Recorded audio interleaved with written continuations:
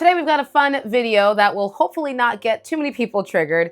I'm going to be sharing my unpopular opinions about popular perfumes, aka perfumes that I hear a lot of people like that I just cannot get behind.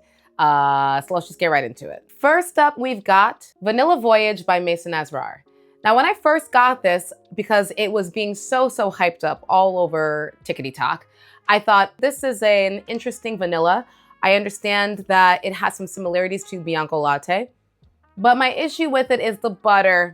It has so much butter, and I find that oftentimes, depending on how the perfume is made, a butter note in fragrance can just come off very plasticky and synthetic-y to me. Not synthetic as in like, of course we have natural ingredients and synthetic ingredients. I mean synthetic as in like something in this perfume smells very fake, smells plasticky, and therefore smells cheap to me, unfortunately. I wish I could like it because I do have to give it credit for its longevity. It will really stay on your skin and clothes especially forever, but I cannot get past the plastic, so that's gonna be a no for me. Next up, we've got Mancera's Cocoa Vanille. I really wanted to love this fragrance because a good coconut and a good vanilla, right up my alley, let's go.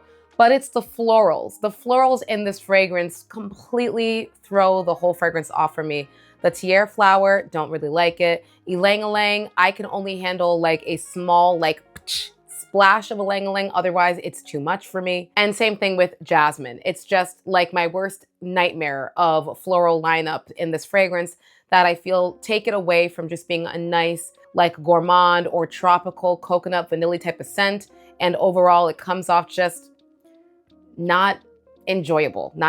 I don't understand the hype around this one, but a pass for me. Next up, we've got Kayali's Vanilla Rock Candy. I hated this from the first sniff. And I know that people love this one, but for me, every time I smell it, it brings me straight back to elementary school. Back in my day, we used to have to do fluoride rinses in the classroom where you would get these trays of these individual wrapped little plasticky like mouthwash fluoride type of little things. I don't know if they still do it nowadays.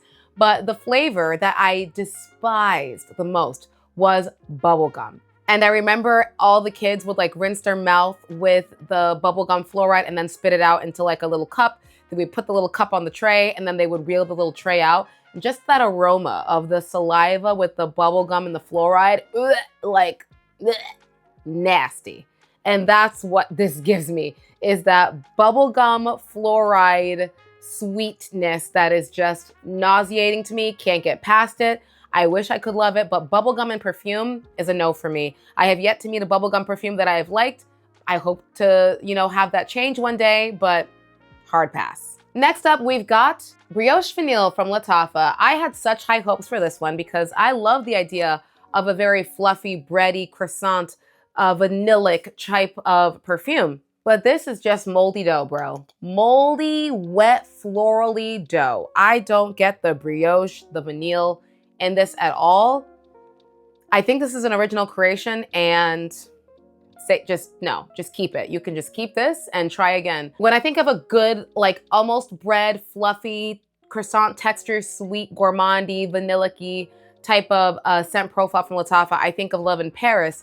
That was designed by Quentin Biche. I don't think there's any vanilla in there, but the texture of the scent itself is very fluffy. And that's what I wish this one would have been, but no. And not a fragrance that I feel like I would ever be like, oh, today I want to smell like brioche vanille with this dough, flowery type of scent profile. Pass. Next up, we've got Yellow Dream from Valentino. This is my most disliked Valentino fragrance. Very rosy, florally type of fragrance. I was expecting and hoping that it was going to be a really bright, citrus, easy to wear, clean, light, white, florally, springtime, summertime type of scent. And I guess technically to some people it will still be that, but I think the rose note in this fragrance just throws it off for me and just turns it into something that is not that impressive.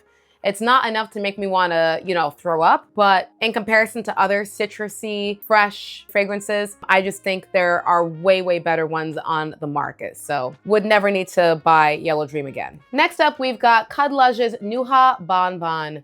So this is inspired by the Juliet Has a Gun Miami Shake fragrance. I've smelled that as well. Hate these both equally.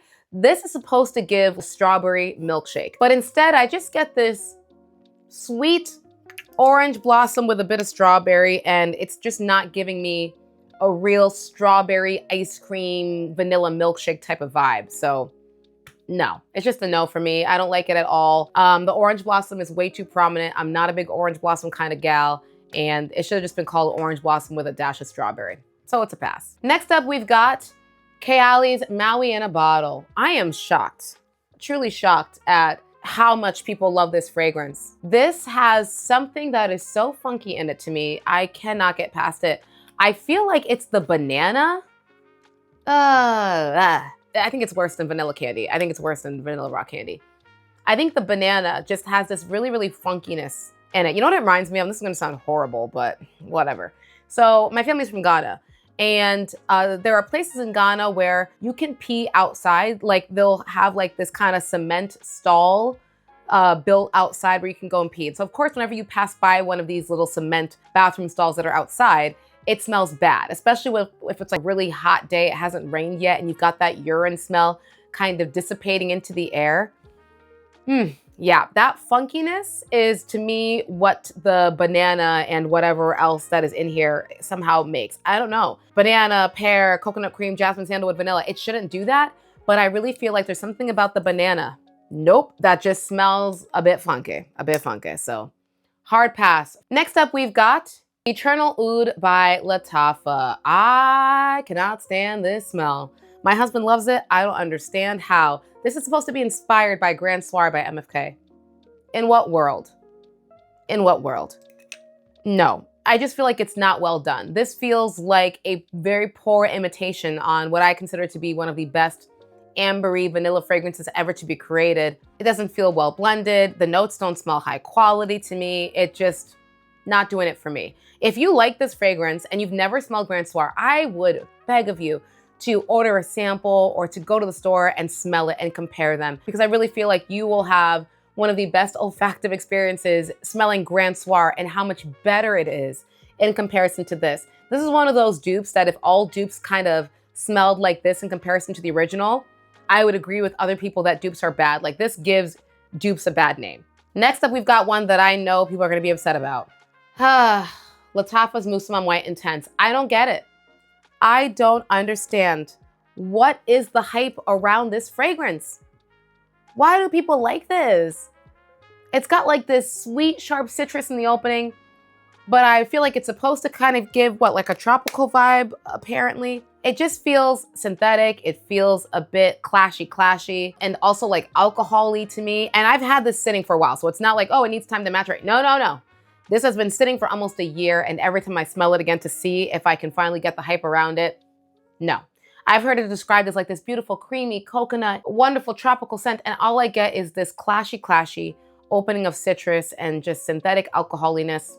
No, not a fan of really any of the Musamman fragrances, unfortunately. Next up, we've got Tom Ford's Lost Cherry. This is a miniature. I could not bring myself to buy a full-size bottle of this stuff.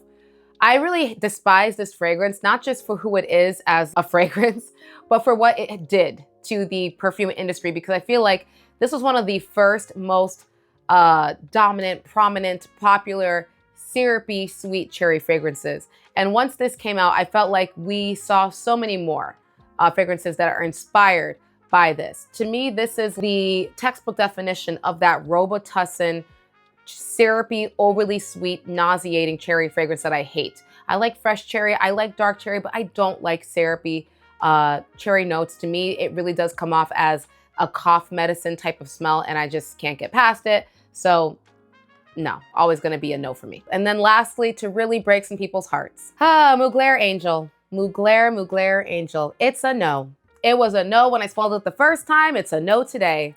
This fragrance I revisit periodically. Yuck. The chocolate with the woodiness together to me are so clashy with the patchouli. Chocolate, woody, patchouli, yuck. I've always felt like this is just such a chaotic scent profile to me. The notes are very clashing to me. It comes off very masculine to me. Would never want to smell like this. That's why I was so happy that I actually like Angel Blush, because it takes some of this DNA, but it tones it way, way, way, way down and adds in a delicious almond and muskiness to it. But this, I mean, I understand we have to respect it because it's the first Gourmand to have ever been created. So cool, cool. But in terms of like an actual wearable scent, no, nope, and no. So let me know, guys, what you think, if you agree with me on any of those fragrances or which one of those do you absolutely love. And I will see you guys back tomorrow for our next episode.